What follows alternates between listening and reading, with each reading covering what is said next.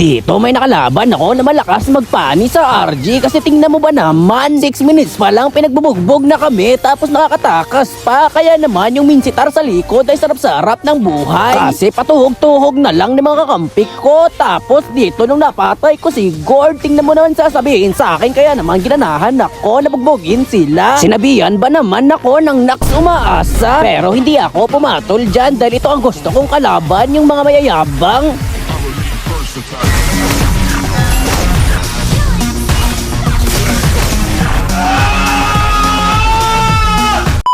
Pero bago pala ang lahat, pagkatapos ko gumamit na pinagbabawal na gigat, tinry ko agawan dito yung panic. Kaso nga lang hindi pala siya biro, kaya naman napalikan na ako dito sa mga. Kaso nga lang hindi nila ako dito tinigilan, pre. Aray ko, sakit with the execute by Joehead.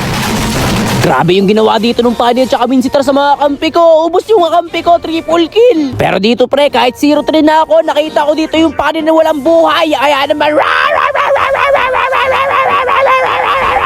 wapang!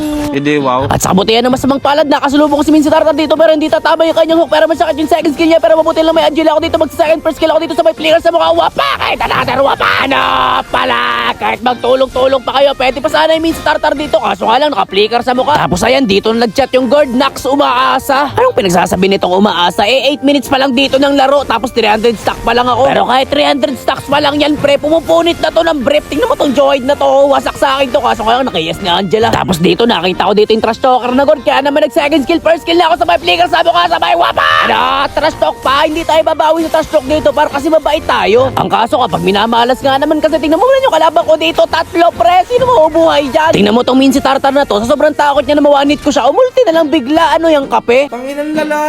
Medyo nahihirapan lang ako dito pre sa main store at saka dito sa Joyd. Pero pre, tingnan mo ano nangyari doon pre. Bigla na lang nawala yung main store. Dito napansin ko na pababa sila sa roll. Kaya naman dito nag-etchas na ako sa damo. Sabay second first skill sabay wapak and another wapak. Kala ka, tuwit na. Dito tuloy pa rin sila sa paglolo. Lord, alam ko kaya ko retry to kahit wala akong retry pre. Retry gads ako pre. Hindi mo ba alam? Kaya naman papasukin ko na yan. Wapak! Wata giga retry by giga ball. Diba sabi ko naman sa inyo retry gads ako pre. At dito nakita ko nagsosolo mag-isa nang walang kasama yung guard. Kahit sa base ka pa, papasukin at papasukin kita.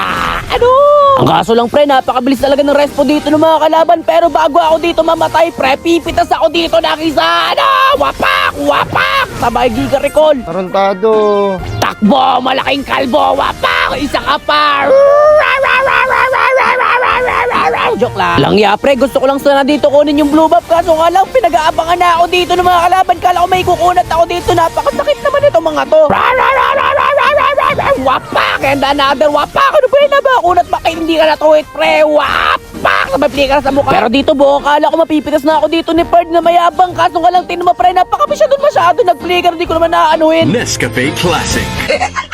Basta sa atin lang pre, wag natin patulan yung mayayabang na nagtatrastok sa atin, masama yun. Basta maging humble at maging masaya lang tayo sa buhay natin. Wag tayo man trastok ng mga hindi naman dapat trastokin pre. Kaya dito sa laro na to, hindi nyo ako nakita na nag-type ng isang beses hindi ako nag-trastok pabalik. Walang naganap na ganun. Yung pang trastok na gagamitin natin, kung pinang-focus na lang, teka lang pre, may regalo ka sa akin Gusion. Kala mo makakalimutan kita. Eto, regalo sa'yo, invitation ni Monto. Boom, sanitize customer, bukas ka na mag-RG. At ayun, maraming salamat at magandang gabi bayan.